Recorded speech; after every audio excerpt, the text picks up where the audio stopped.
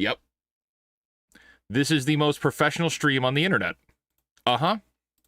Well, hey, at least I'm not coming in peaking like I was last time. I think the audio sounds much better this time, hopefully, and you'll let me know if I'm peaking again. So I see in the chat, Elaine, your mic. That's very funny. That's a deep cut from the it's a deep cut from the Johnny Depp trial, of course. But anyway, welcome to the Wizards Coffee Break stream. I am the real-life fake wizard, and this is the most professional stream on the internet.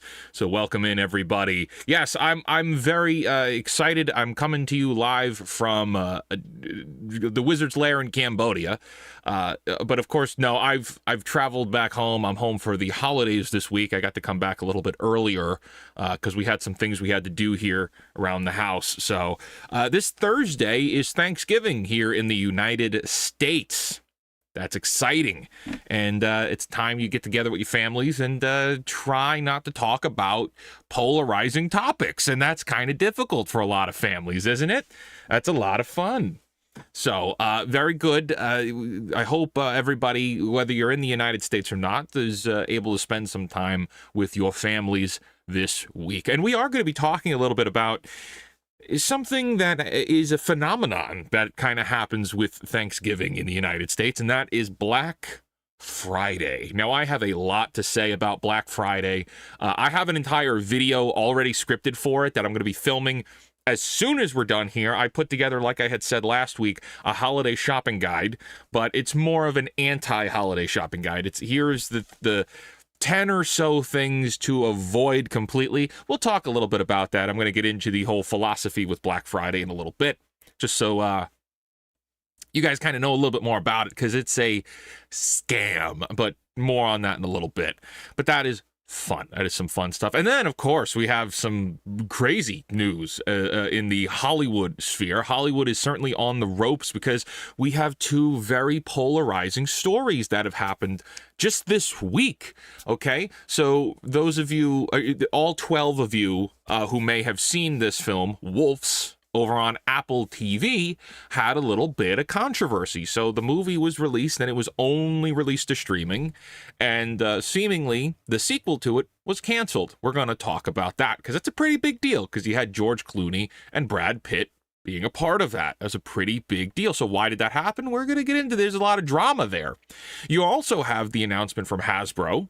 So this is the second topic on the crazy side of things. Hasbro has announced that they're no longer doing any movies. That's craziness. That includes the Transformers 1 sequel, very much could be canceled.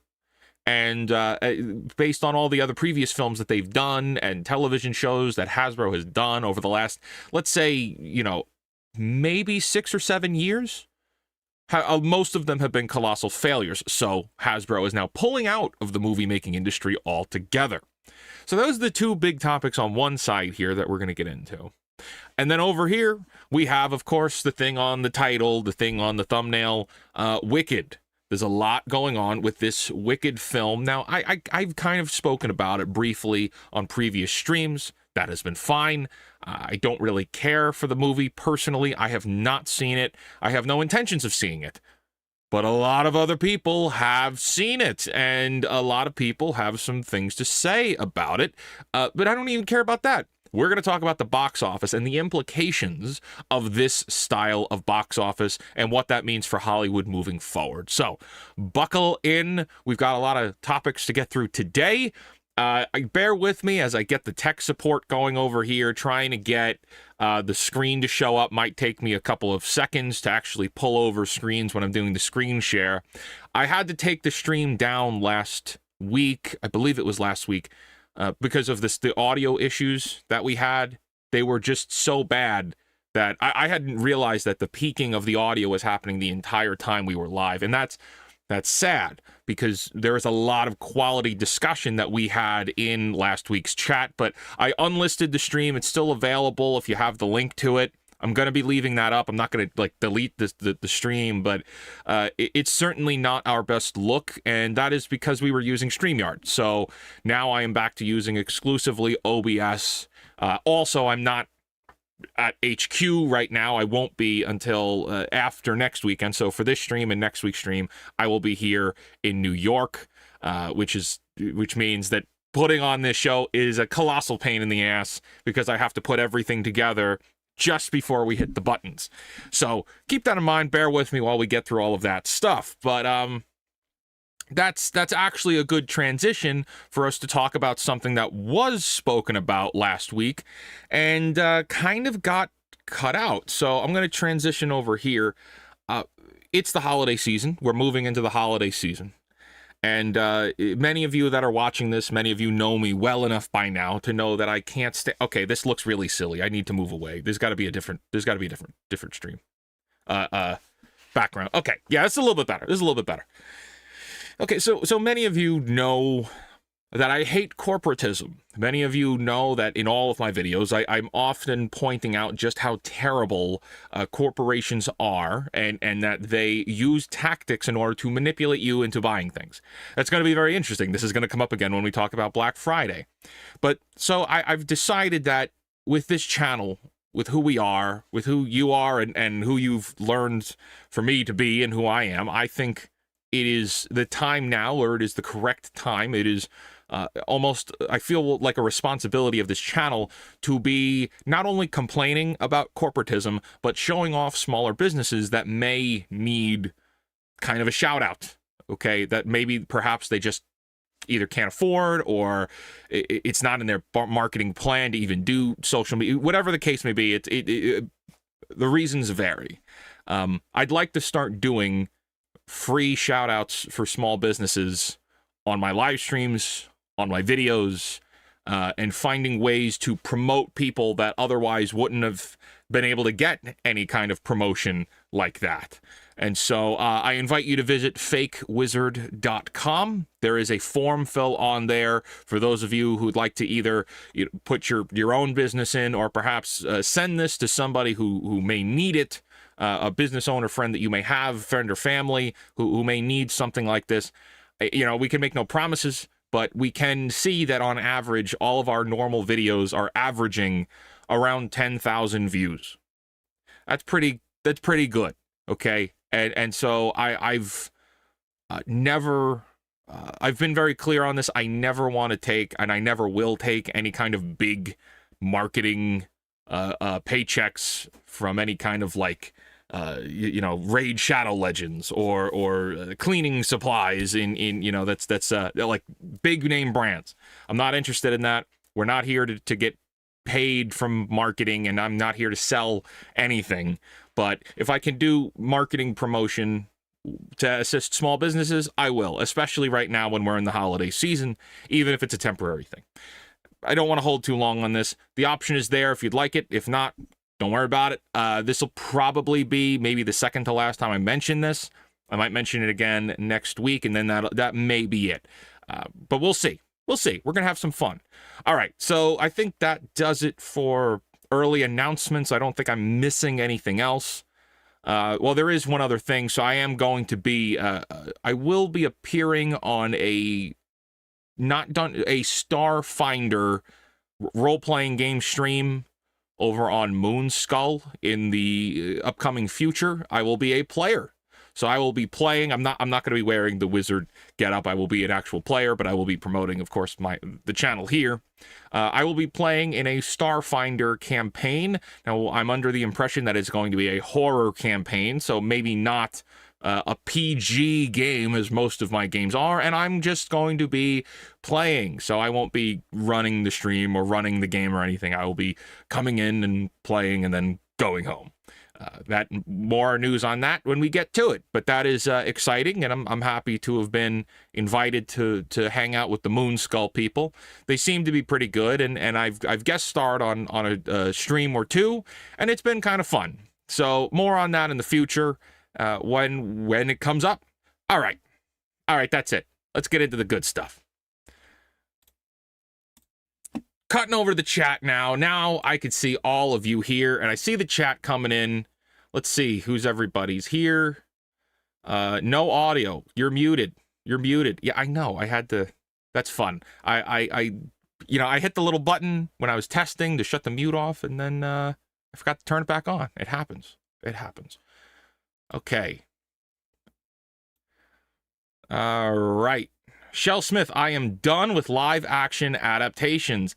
I am too. I'm getting real sick of live action adaptations. And actually, that's a little timely because this week we got the How to Train Your Dragon commercial. And it looks pretty bad. It looks like it's going to be a 1-to-1 remake of the How to Train Your Dragon animated film. And that doesn't look fun. That does not look very good. Okay, Scott Hall, wait, are you trying to tell me that Amazon raises prices on items so that they can then lower prices on those items to make it seem like you're getting a deal, but you're not? Well, okay, so talking about Black Friday, which we're about to get into. Here's the deal with Black Friday, everybody. It's what was originally intended to be a sales holiday. You talk about Black Friday, right? Well, why is it called Black Friday? Well, many years ago, the theory was that at this point in the year, many companies are still in the red. And being in the red means that they haven't made profit yet in the year. That's being in the red. They're below what they need to do to start to break even and make profits for the year. And so Black Friday was a considered blowout sales shopping day pairing Thanksgiving with Christmas. And the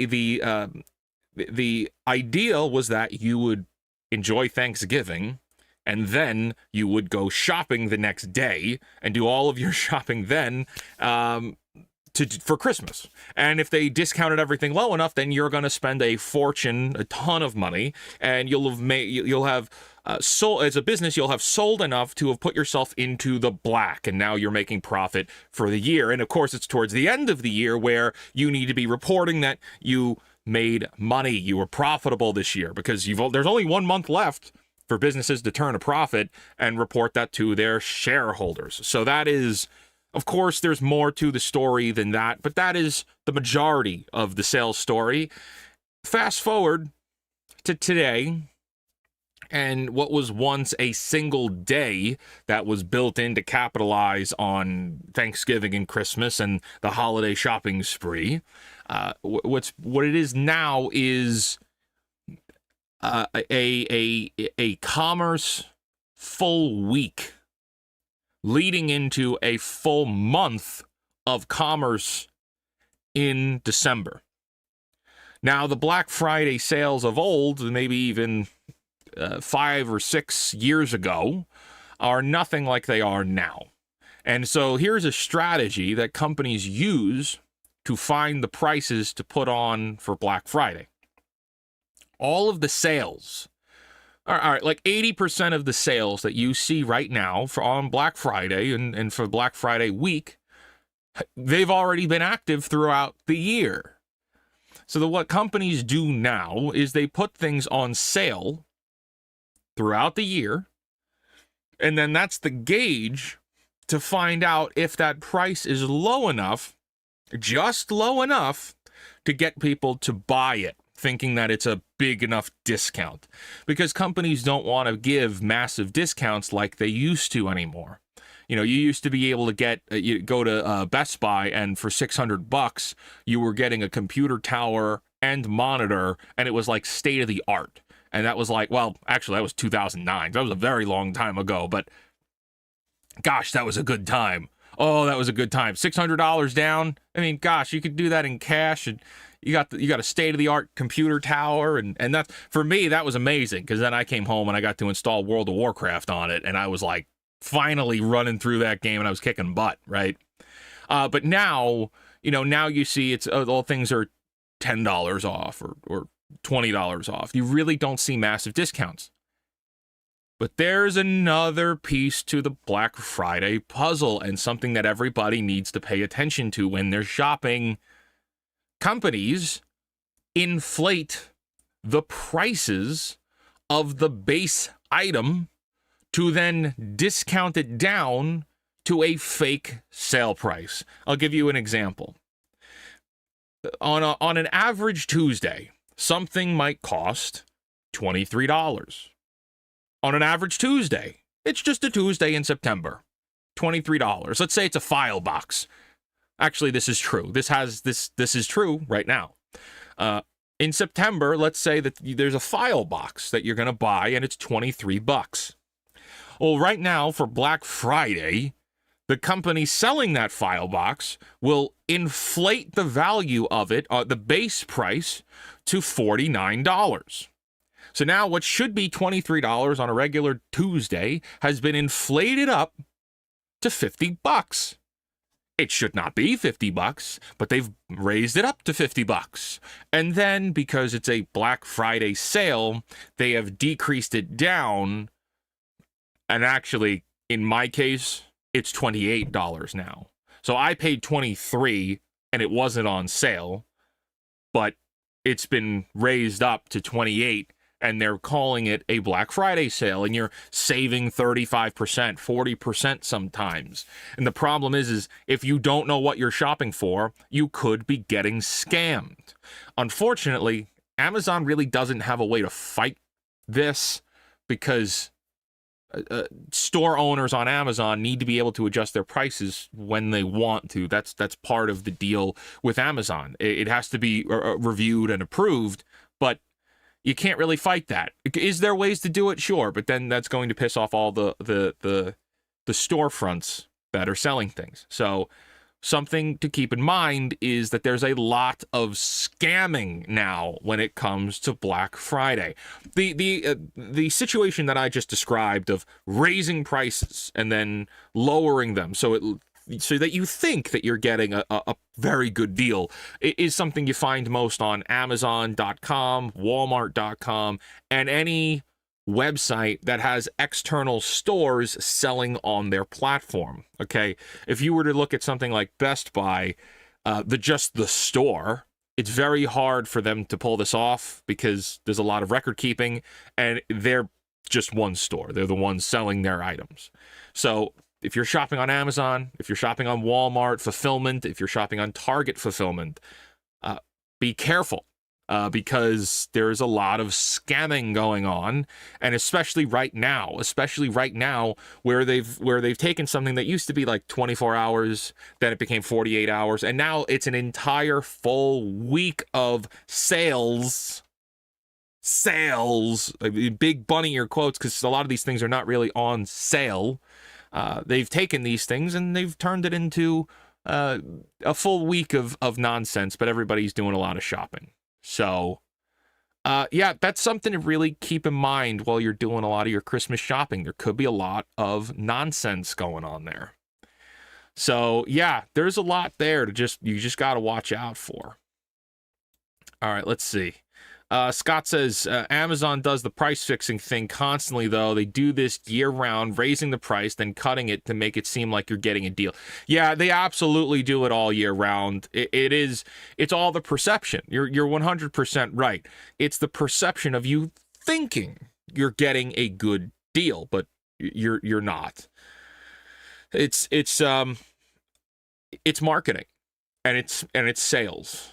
And unfortunately, people fall for it because they're not informed enough to know that they're getting jerked around. It is real. So let's see. To say nothing of Amazon's personalized pricing models, well, that's another thing, and that's something else that Amazon could. Amazon and Google and Facebook and YouTube even. AI is a new term that's only been around for like 3 or 4 years. Like, oh my gosh, ChatGPT is AI. It's like, that's not really true. These companies, their entire business model is based on artificial intelligence. It's just not a ChatGPT. It's just not a chat bot, but an algorithm is a bot. In a way, it's a way of predicting what people are going to do, understanding thought process of humans. And making sure to show them things that are going to be the most applicable to that one individual person. And so, like, yeah, Amazon puts things in front of people in specific ways to get them to buy things. It's all intentional, and it's all a sales strategy. Let's see. Daniel says, can we talk about how Christmas destroys so much value each year? Oh my gosh. Well, we absolutely will. But first, I need to roll back and pick up some of super chats I missed. We have TJ for 2. Please mention Red 1. Okay, so here I'm realizing I can't properly pull the chat up on screen. Well, we will do something better in the future. We will figure this out. This is the most professional stream on the internet. TJ for 2, please mention Red 1. TJ, I have tried to watch Red 1 3 times. 3 times. I've tried to watch it, and I just can't get myself to do it. I just can't bring myself to watch this crap because it's just not interesting. And I know it's bad, and it's like the worst thing that they could have made this year. Eventually I'll have to watch it because I'm really looking forward to doing my year review of all the movies that I've seen, and I'm going to rank them in a tier list of all of my favorite movies of the year, and I'm also going to talk trash on all of the films that were awful, and believe me, there are a lot more awful than there were good, and Red 1, I believe, needs to be up on that list, but, like, my time is really precious, and I hate wasting it on shitty movies. So I just can't bring myself to watch it. I just can't do it. All right. Member message. Member 4 months. Just BKZ. Abby Cox covers Black Friday very well in her latest video. It's actually a Philadelphia cop thing that's spread. Well, that's interesting, but all I know about it is the corporate history. If there's a further backstory to it, then that's beyond me. I come at it all from the corporate marketing business world that I'm aware of. I'm sure that there's a lot more to it, like why it happens just the way it does. There's always more lore there. But then coming back here, Daniel Becker says, can we talk about how Christmas destroys so much value each year? Well, you know, there's a lot to that. There's a lot to break down there, because Christmas and what it's supposed to represent and the religious holiday of it has been almost entirely stripped away, unless you are a religious person. But the reverence behind Christmas and its meaning and its symbolism is gone. It really is. It's been pulled away for the sake of corporatist marketing. Even Santa doesn't mean as much anymore. Even the idea of Santa Claus and you know, all of the old stories and such, those mean nothing. Now you see Santa, and what Santa Claus represents isn't even there anymore. It has become so much about about buying crap that you don't need for people you don't really care about. It's become so much more about taking out copious credit card debt to buy things for people who are going to throw it out when they get home, that there's really, it's lost so much. It's lost so much because of it's lost so much meaning because of what corporations have done to Christmas. By having 2-month-long sales in all the stores all over the country. Oh, it's a holiday sale. It's the holiday sales. It's the holiday sales. Well, now it's you know, you're no longer talking about, you know, a reason for the season, whether it's about its true origin or not. And I think that there's something there to that. There's something there. It truly is just a forced idea about buying shit for people that they either don't need those things or they don't want those things. But if you don't do it, you're a terrible person. You know, if you don't participate in this Christmas society, then you're a terrible person. And I have so you want to talk about, can we talk about how Christmas destroys so much value each year? Values, certainly, it's plural.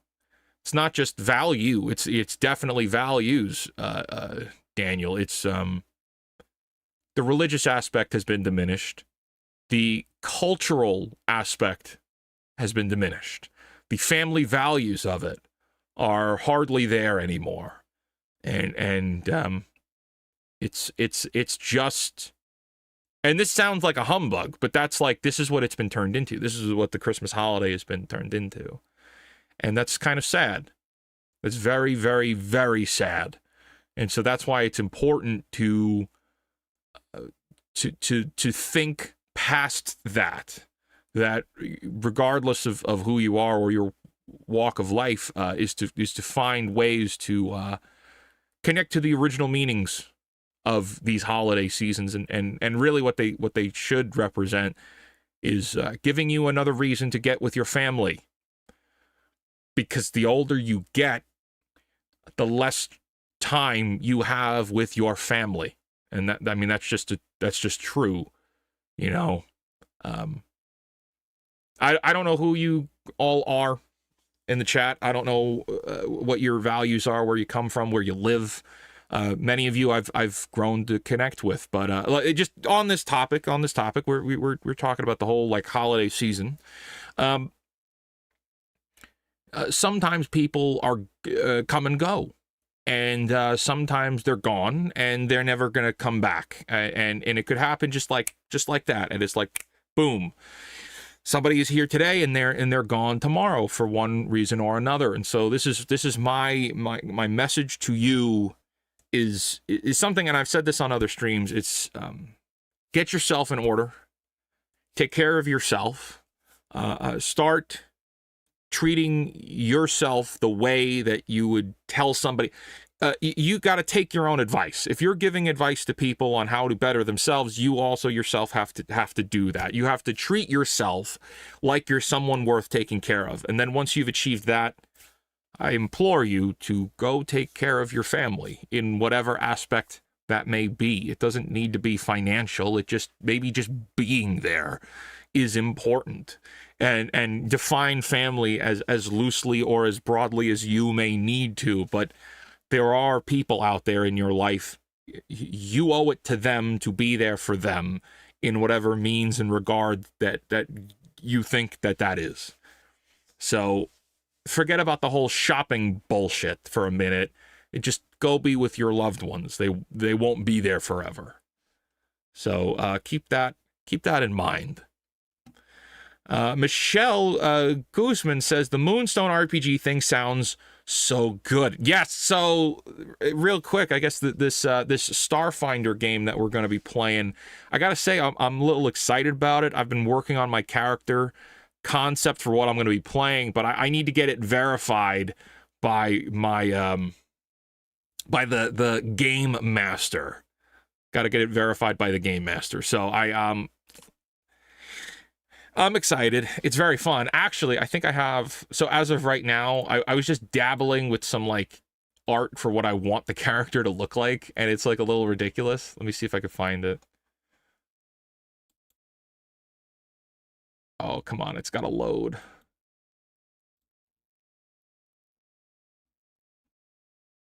I don't know why, but I guess maybe I'm crazy and I just dreamed it up, but it's not here anymore. I was dabbling in Midjourney to try and generate some of the imagery. All right, if it loads, I'll bring it up. But right now, it doesn't seem to be loading, which is weird. Weird. Okay, let's see what else. Okay, Damn Offense says, hello, just got here. When it comes to entertainment, I find Jester Bell's takes to be useful. She gave Wicked a good review. Yeah, revering Christmas is gone. Yes, that is gone. I watch Jester Bell's videos pretty often. She drops very focused reviews on things from a perspective of a genuine fan. And I think that's really good, because we don't have a lot of that. She's still a fan, and she still loves these things. There's still, if you listen to what Jester Bell says, I know she gets a lot of crap in her comments from, like, haters and naysayers, and I really wish she would stop engaging with them, because fuck those people, because she knows exactly what she's talking about, and I fully endorse everything she's saying. It's like, I know she gets a lot of flack in her comments from shills. They're fucking shills. They're disgusting shills. And then she makes response videos on these things. It's like, no, girl, stick your ground. You're right, and you still have hope. I don't. I envy you. I envy still being a beloved fan of these things. So keep kicking ass. You're doing great. You're doing great. Don't listen to anybody. You talk the truth, because that's exactly what you're doing. No, I love Jester Bell. I follow her on Twitter and YouTube here. She's great. Killscreen says, I implore people to go to a stage play, musical, or other family outings in lieu of Christmas gifts. That's not a bad idea. That's actually a pretty good idea. There's a lot you could do there. Luis Sosa says, Wizard, can you tell us how you got into bodybuilding? LOL.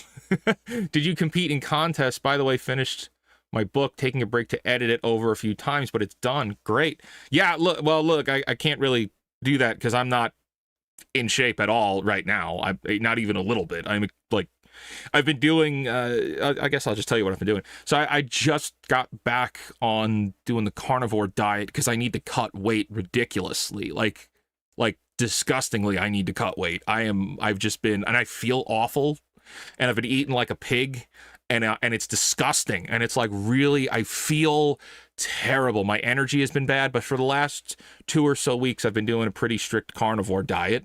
And it's just, I'm no doctor, so I'm just talking for what I do. I don't recommend anyone doing this unless you talk to your drug dealing doctor. Finding health has been something really important for me. For me and for family and friends, and really pursuing that idea. But I'm just a fake wizard, so don't take anything I say for granted, because I'm no doctor at all. When I'm doing the carnivore diet and I avoid sugar like the plague, and I don't even look in its general direction, I sleep better, I feel better, I breathe easier, I don't have any congestion. You drop weight like it's nothing, and if you're doing it the right way, sure, you start off with losing a lot of water weight, but it's muscle sparing if you're still lifting weights. And that doesn't mean you're power lifting a truck, it just means you're keeping your muscles active. So that's something to do. I have every intention of, in the next couple of weeks, I'll be going on like a full routine again, but I'll be like super strict. It's for me, when I first got into it, I was just finishing up college, and I was really getting into it, and I wanted to learn about it because it's the things you never learn about. They don't teach you these things. They don't teach people in school nutrition and what nutrition means. It's like there's a lot there, and it's all like super true. A lot of people do not need as many calories as we're eating. We certainly shouldn't be ingesting as much sugar as we eat just on the American diet. It's disgusting how much sugar we eat, and that causes a lot of problems. And and I'm speaking again personally. It's like, just by looking at sugar, I don't feel good. That's not good. I know a lot of people have that problem as well. It's like that's a serious thing. Cutting sugar out of your diet and reducing it down. Stop eating bread. Oh my gosh, you're going to live such a better life. You're going to think clearly. You're going to sleep better. You're going to feel better. You're not going to have that drop of energy like right now.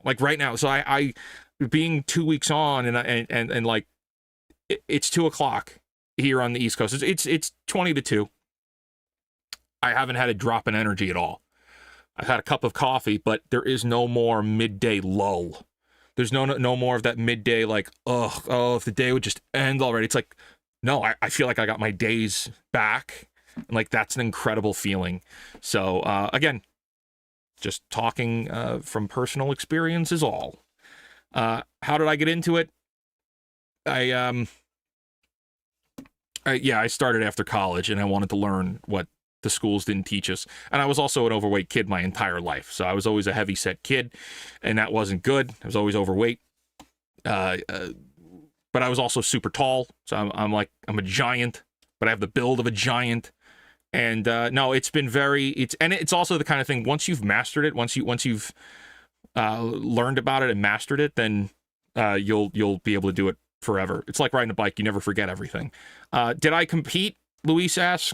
No, I never would. I'm not interested in competing. I just wanted the personal health, and I want to look better for doing stuff like this. You know, I don't want to be a...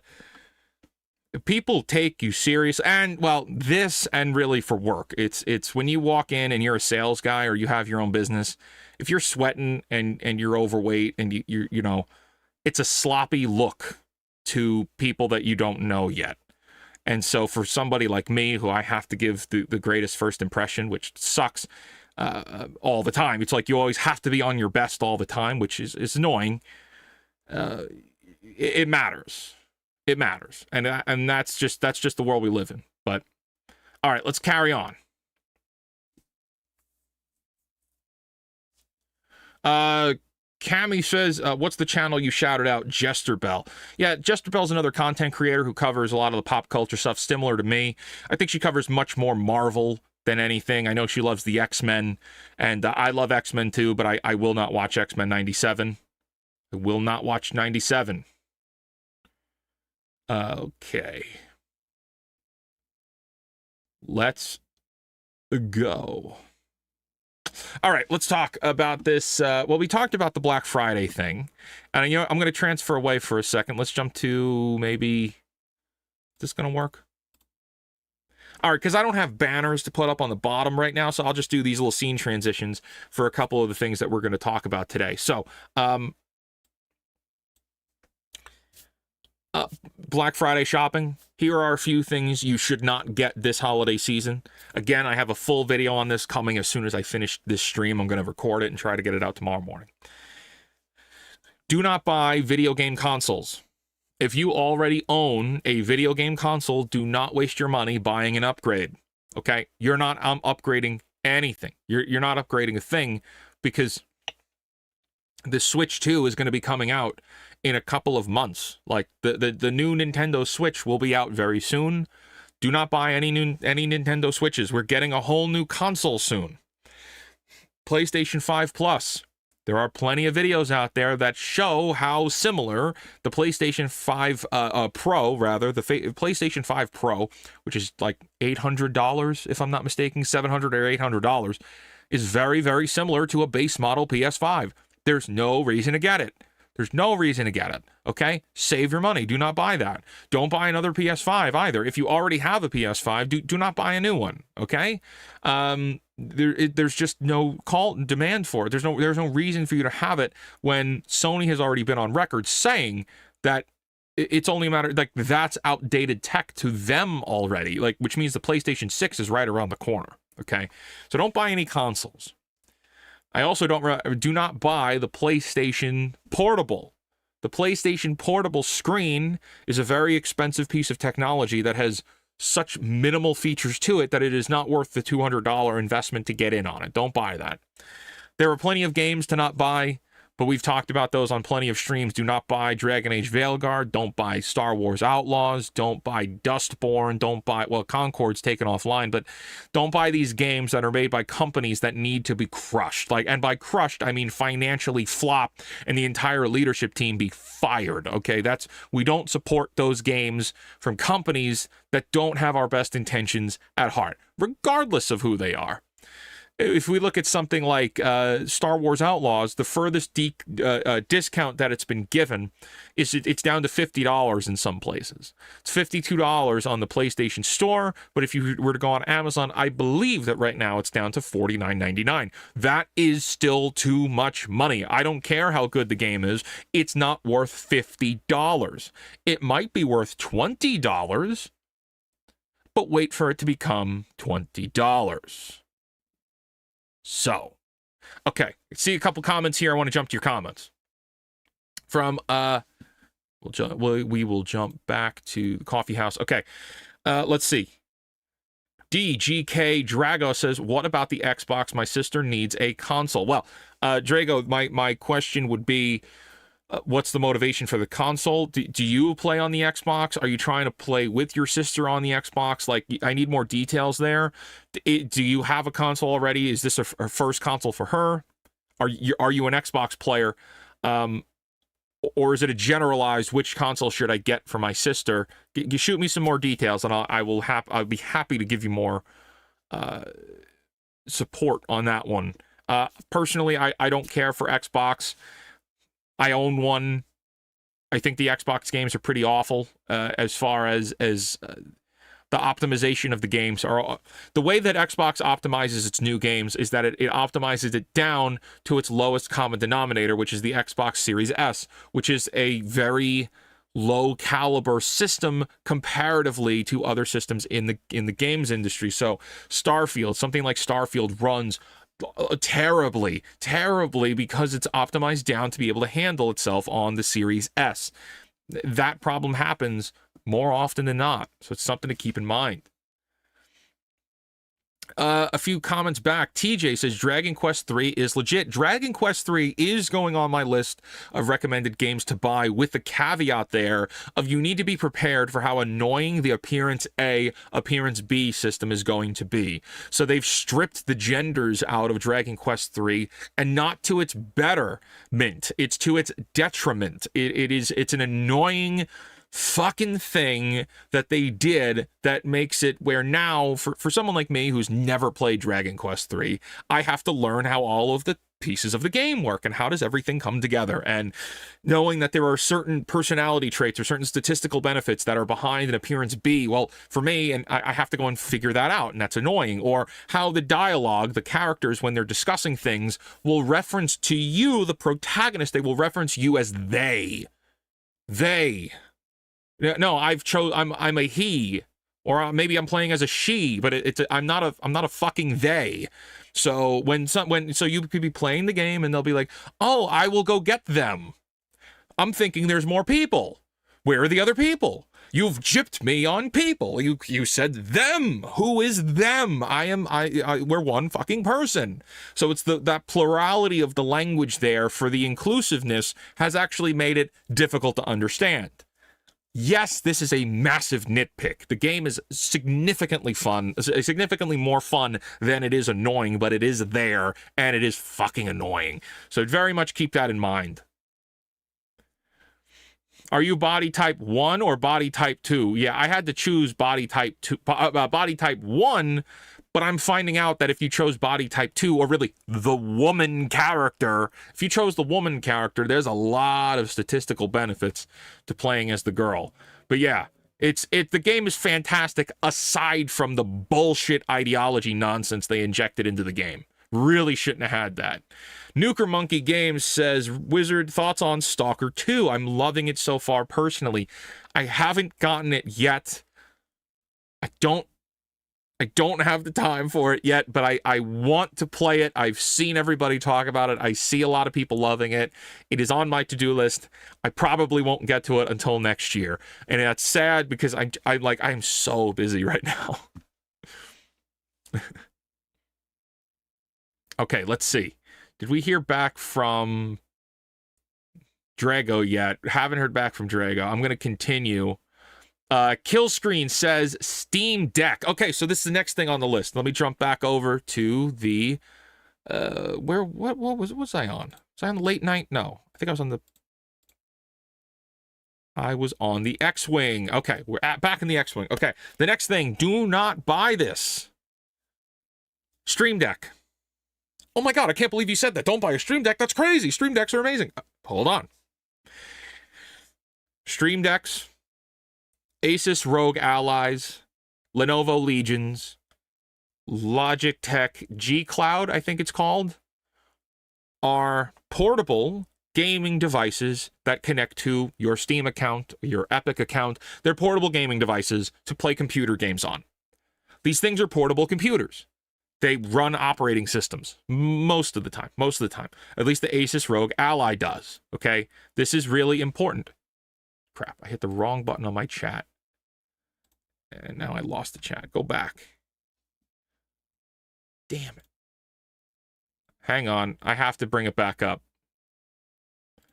I have to bring chat back up because I clicked the wrong fucking button. Where is... I want to see... Chat. Okay. All right, we're back. I can see the chat again. You know, there's a big button here, sign in to chat, and it's like I accidentally clicked on that. I accidentally misclick on things all the time. But anyway, what I'm saying, the portable gaming devices are a lot of fun, but they're very technical dense. They're technically dense, which means that if you buy one and you give it to a kid, they could nuke and brick the thing very easily, very quickly. I bought the Asus Rogue Ally, and mine only lasted a month because I accidentally let it overnight update, and it erased all of my save files. It actually cleared out all of my Windows Explorer folders. So it's the kind of thing of like, if you know what you're getting into, get it. If you don't know what you're getting into, do your research first, and especially don't buy it for anyone else. Buy one for you if you're ready to jump into it, but be aware that there's a lot of technical savviness required to use those devices. Okay, let me see. We got a response here I do want to answer. So if I jump back right here. Okay. Well, if you ask me, she has my old Xbox One. Me personally, I have my new Xbox S. So she really doesn't need a console. By the way, I barely use my Xbox. Yeah, it's I don't know. Many of the games can play on Xbox One. There's really no there's not really an upside to upgrading unless the console previously doesn't work. You'd be better off buying games in a way. Or that's a hard question. A lot of the things on Xbox are built around Game Pass, right? It's like, unless is your sister a gamer? Is your sister looking to play like the newest, Series S required games? If not, then I don't know. I would shop around. If I'm not mistaken, the Series S, the big one, or a Series X, those are like $500. I just don't think they're worth it because I think the Xbox is a weak system, personally. So, all right, let me see. Scott says, my Xbox One is something I use as a 4K player more than anything else. Honestly, I just bought a 4K player that's just straight up just the 4K player. I got the Sony 4K something. It was $150, and I can't wait to install it because it's got the better sound on it. So, all right. So those are the few things I wanted to say about the Black Friday. Do not buy these things. They're kind of a scam. I have more I'll be talking about in my video. We'll do the video soon. Let's get into some quick topics today. I got to pull up the article. Wolf's. Here we go. Pull this. And, oh, geez. I'm going to do this, and I'm going to pull up. Where is the Jon Watts article?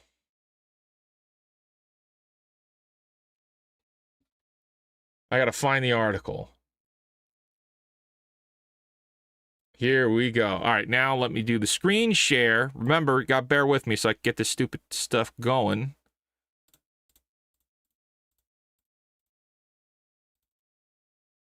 All right, that's the first part. I do the window capture. I do the Google Chrome. And copy this.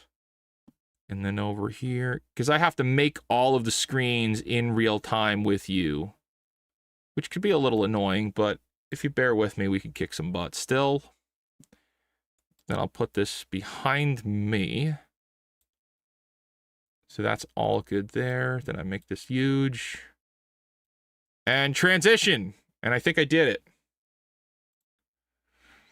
All right, so right here, we've got Jon Watts explains the demise of George Clooney and Brad Pitt, Wolf's sequel after streaming pivot. This is important. Why is this important? Well, let's go back to the place and talk about it. All right, so here's the deal. Apple had a show, or had this movie called Wolves, and it has George Clooney and Brad Pitt. Why are we talking about this? Why does it matter? Because the marketing for this movie was as awful as Transformers 1. It was some of the worst marketing commercials I've ever seen. This Wolf's movie was advertised with a commercial strategy that said, do you like George Clooney? Do you like Brad Pitt? Come watch Wolves. That's it. That's fucking it. Like, that was it. Do you like George Clooney? Come watch Wolves. What the fuck? What is, fire every marketing department in Hollywood. You all suck. You're all fucking terrible. You should all be fired. And worse, we should blacklist you from ever being able to market for a company ever again. Jeez, it's embarrassingly bad. Do you like George Clooney? You should watch Wolves. Well, how do I watch Wolves? You need to sign up for Apple TV. So you mean to tell me to watch George Clooney, who I don't give a damn about, or Brad Pitt that I don't give a damn about, I need to now subscribe to your streaming service to watch the movie that has them in it? You haven't given me a reason to give a fuck. And no one else did. No one else watched this stuff. So then we get stories like this. We get stories like this. Jon Watts explains demise. Now, Jon Watts is the director of the Spider-Man film, the Spider-Man Tom Holland trilogy. He's the one that directed those films. Jon Watts explains demise of George Clooney and Brad Pitt's Wolf sequel after streaming Pivot. Because the story was that Apple canceled it. And then we found out that that wasn't true at all. Apple didn't cancel, I did, because I no longer trusted them as a creative partner. So it turns out Apple may have been willing to make a sequel, and Jon Watts canceled on them. Well, why is that? Exclusive, Jon Watts, the filmmaker, and I think I got to zoom in a bit here. Yeah, that should be good. Jon Watts, the filmmaker, who stepped out of the Spider-Man franchise with Tom Holland and Zendaya to script and direct George Clooney and Brad Pitt in the film Wolves for Apple, created a press dust-up yesterday when he let slip that he and they would not be doing a sequel. He and they, I guess, being Apple.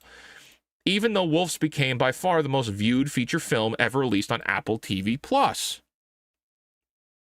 Deadline revealed plans for a sequel at the time. We divulged that Apple had moved off plans for a full theatrical release in favor of a limited one with a quick jump to the streaming site. This followed Fly Me to the Moon's inability to measure up to its extended box office run. Suffice to say that even though they showed up for the Venice premiere, all of the principals were very disappointed by the pivot. This is an interesting story. There's a constant fight with Hollywood. The suits in Hollywood want streaming to work because it's effective. It's ways to get eyes on things. You get the subscription money directly. You don't have to share it with the box offices. But creatives and actors and directors and producers make more money on things when movies go to theaters. That's where the money is made. They also used to make their monies on DVD, which they don't anymore.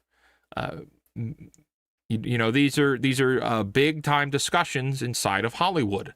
And so when somebody like Apple says, hey, we're going to send Wolves to box offices, okay, well, that's great. If you're George Clooney, that's great, because you're going to get revenue shares based on the money that comes in at the box office. They have to share that money with the movie theaters themselves, but then they also have to share it with the directors and actors, and depending on whatever the sign-off is on those things, okay? So it's a big deal. It's a big deal. So when companies pulled the theatrical release, it leaves everybody very upset because they've just lost a lot of that money opportunity. Okay, this is the root of the sequel going away. It's similar to how Doug Liebman feuded with Amazon after his hit Roadhouse remake went straight to streaming, despite his deal for a theatrical release and huge test scores. And he is not returning for the inevitable sequel. Yeah. This is a big deal, and it all comes down to money. It always will. It always does. Okay. I wanted to talk about this. I thought this was important because there's problems in Hollywood. There's apathy in the marketplace. And Hollywood stars are not worth nearly as much as they were before. Things cost more to make than ever before for Hollywood. And so when you have situations like this, you have stories like this where companies are firstly betraying the trust of their creatives. But moving away from the box office scene, that's because the suits also believe that those movies are not going to perform well at the box office, and it will make the product look bad in and of itself. Whereas, okay, so let's say Wolf's hit the box office, and it flopped. Well, now Apple would not sound so good when they say Wolf's is the most watched movie on Apple TV Plus. Something to keep in mind. That's the whole point. It was to control the narrative. It was to not let it be a flop. And it was to make sure that they were able to generate the most sales on the Apple TV subscriptions. That's all it is. It's a bit of a scam. Okay. So hang on here. Let's get into the big one. Pull it up. This is the big kahuna that everybody's going to talk about. Oh my gosh. Now it's saying it's, oh, you know what? Screw you, Variety. I'll just go somewhere else. Much better.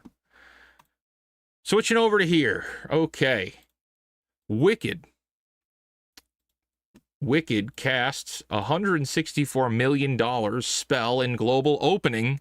Gladiator 2 thunders to $221 million worldwide after second offshore frame. International box office.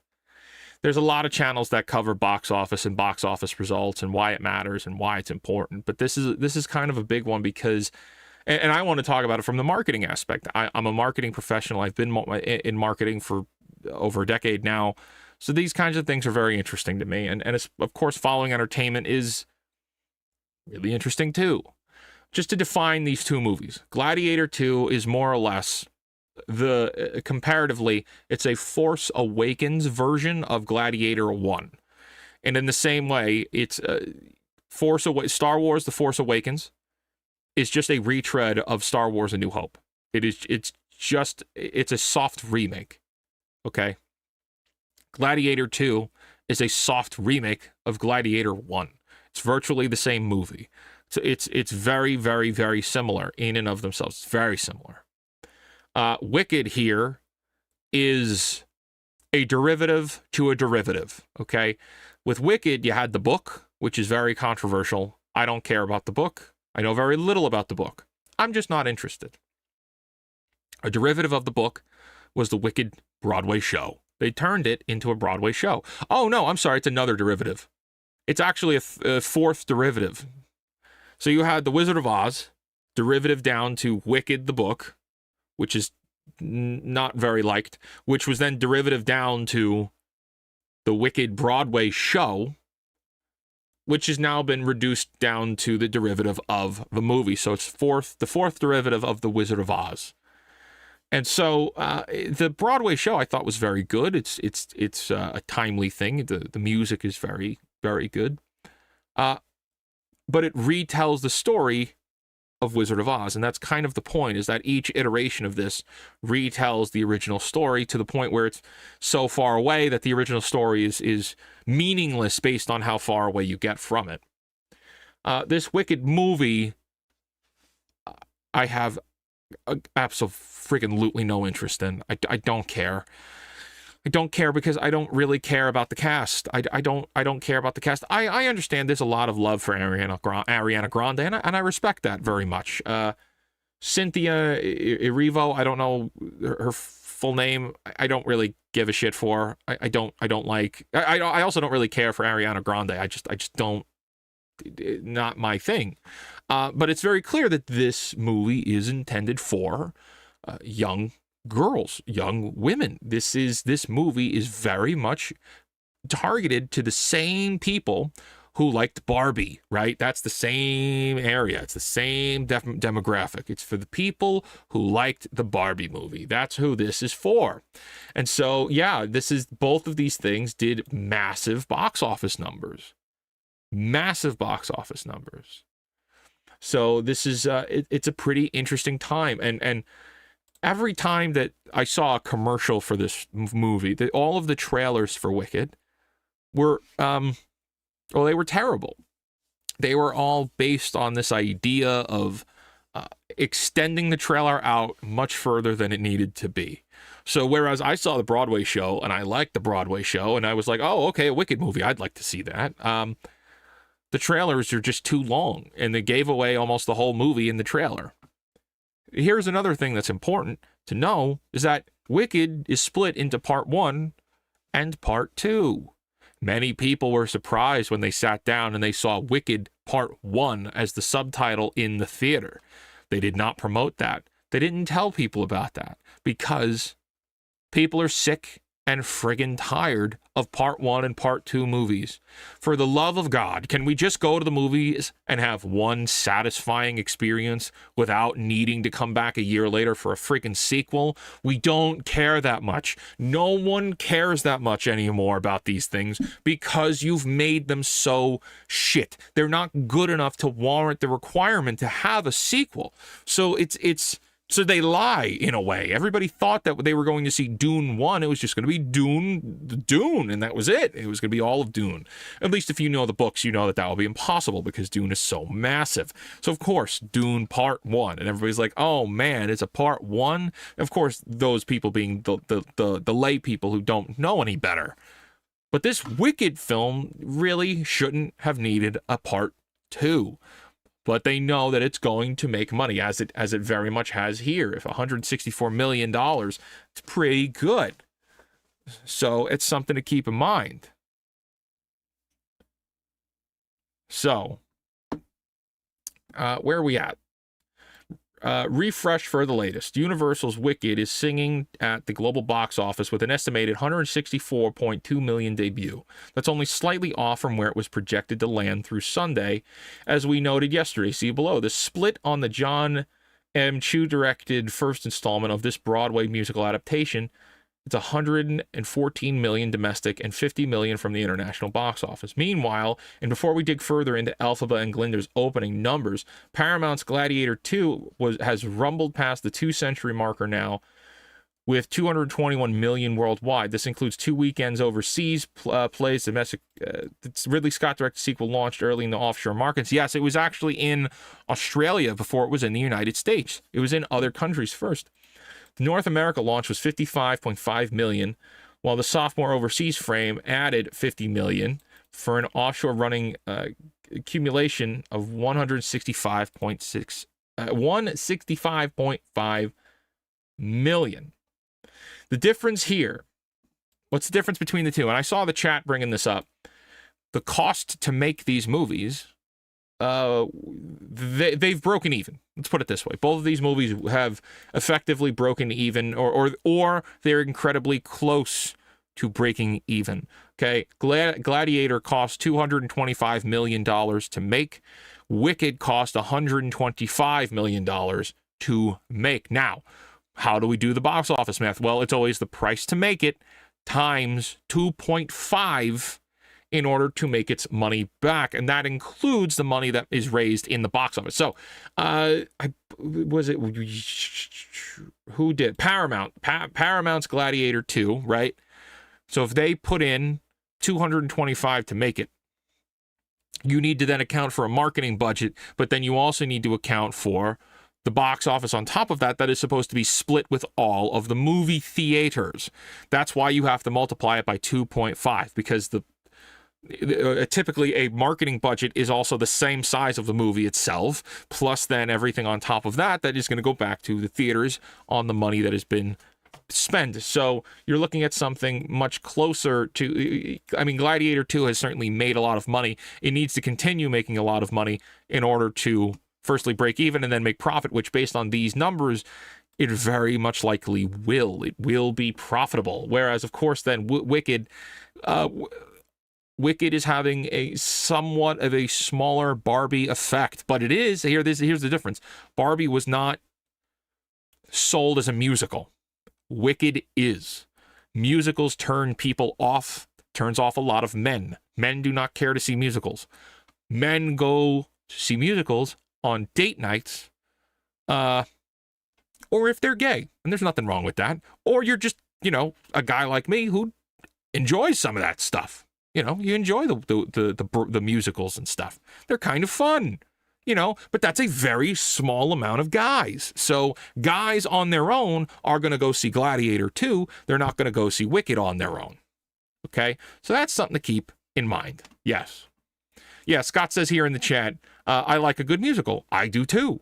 But there's the majority of men do not. That's just the facts of it. So, this is important to kind of pay attention to in a year where everything, and if I pull up here, I'll have to switch over. If we pull up again, we look at this all the time here on this show. If we look at the box office for the year, right? We could see here, Inside Out 2, Deadpool, Despicable Me, Dune, Godzilla, Beetlejuice, Kung Fu Panda, Venom. I can't believe Venom. Venom got in the top 10 of the year. That's pretty good for Sony. Kingdom of the Planet of the Apes, Twisters, Alien. Everything is a sequel. Everything is a sequel. Everything's a sequel. So, or everything is either a sequel or a derivative property. It Ends With Us is based on a book. Quiet Day is a sequel. Garfield is a derivative property. I believe If is new. If could very well be new. The Fall Guy is new. That was a bomb. Bob Marley's a biopic. Gladiator 2, there it is, number 23. This is only going to go up. This is only going to go up. It probably will it will definitely get into the top 10, but will it get into the top 5? That's going to be the question. Smile 2 is derivative. Transformers 1's derivative. Longlegs was original. Civil War was original. Madam Web is a derivative property, and so the list goes on. Even Argyle, I believe, is based on a book.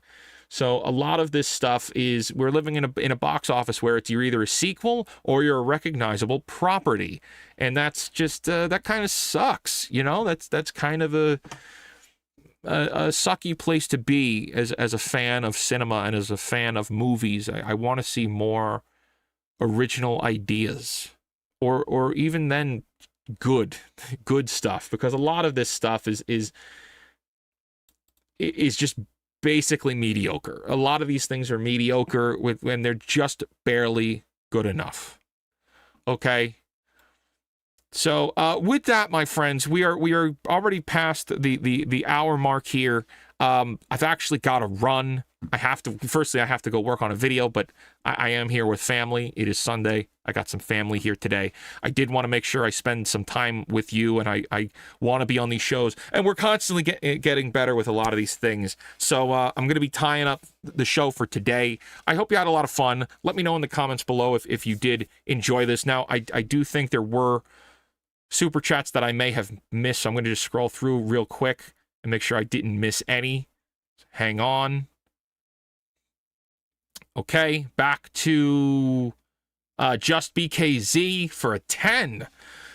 Thank you for that. Wicked is for theater people, outcasts, people who love deeper looks into villains and think they're worth a second look. I think you'd like the depth of the novel. If I read fantasy books, I might read that novel. I don't read fantasy books. I prefer to write them. Like, that's just what I do. I write, the D&D stories. I do the RPGs, but I just don't. If I'm going to read a book, I'm doing it because I'm trying to be better in my craft, and that has to be the business and marketing and presentation like this, doing stuff like this. I read stuff like that. But thank you for that. I'm sure you're correct that there's a better, deeper dive into the characters. Thank you for that. And then I scroll down a little bit more. From Just BKZ for another 10, Wicked is also a movie based on a children's novel that was also made into prior movies and musicals by the author who originally told the stories to his own children. So that's interesting. All I really know is the Frank L. Baum Wizard of Oz, and then the Wicked book came after that, and then the show, and then now this movie. There have been other tellings of the Wizard of Oz, but, I mean, even the Muppets did a Wizard of Oz, but it's never been anything as much as, nothing's been as big as the Broadway show. So, that's good to say. Thank you for that. So yes, everybody, yeah, Wiggles here says, real life fake wizard is a dungeon master. Yeah, I am a dungeon master. I've done the D&D, for years. I've done multiple streams here on YouTube, and, it's a lot of fun. There's a time and place for it. I think I in a lot of ways, I feel like I'm outgrowing it. As a dungeon master, I feel like I'm, you know, what's the next thing? You know, what is the next thing to go to? But yeah, Dungeons and Dragons stuff is a lot of fun, although I do recommend finding other games. There are other companies out there that are making games that are going to be like, that could be just as good, if not better, than something like D&D. Go look into those and go find those and go support those companies too. Okay, everybody, that's going to do it for our show today. I hope you had a lot of fun. If you enjoyed this, please consider hitting the like button. Thank you to our mods. Thank you to the super chatters of the day. You are very appreciated here. We've got some more videos coming this week, hopefully a few more than the only one I was able to get out last week. And so until then, create, innovate, inspire, connect with your family this week, say hello to them, make the phone call, make the connection, be well, and cancel Disney Plus. I don't give a damn what the Black Friday sale is. Cancel Disney Plus. Take care, everyone.